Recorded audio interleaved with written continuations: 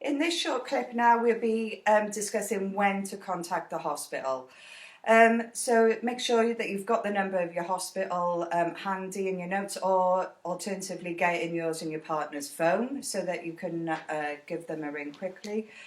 You want to be ringing the hospital when your contractions are about 3 to 5 minutes apart. The best way that you can do that is by downloading a contraction app on your phone, and that's something that your partner can do. So when that contraction starts, he's pressing the button to time the contraction, so as it peaks and as it goes off, then he stops it, and then he starts it on the next contraction, and that should give you a time frame of how often these contractions are occurring. So your contractions need to be 3 to 5 minutes apart. They need to be lasting roughly about 60 seconds, 50 to 60 seconds. So that's from the start, again, when they peak and when it eventually finishes.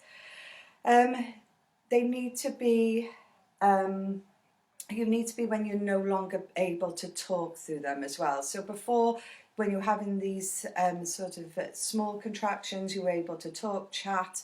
As these contractions go on, then you'll find that you're having to hold on to saying, or you're breathing, you're puffing, and then you know that these contractions are the more effective contractions and that you're going into that first stage of labour.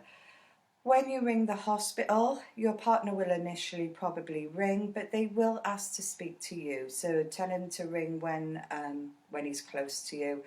When you go on the phone, they will ask you different questions. If your water's gone, how often the contractions come in, is baby moving, and different questions, because what they'll do is do like a little mini assessment over the phone. So they'll listen to when your contraction starts and you have to stop talking to them, and then when you can start talking to them, then they can time how often these contractions are coming in this round about 5 to 10 minute phone call to them.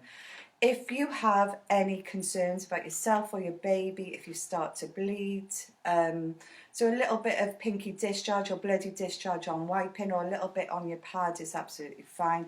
But if you're bleeding, or your baby's not moving, or you're unsure about anything, then you can ring the hospital as well.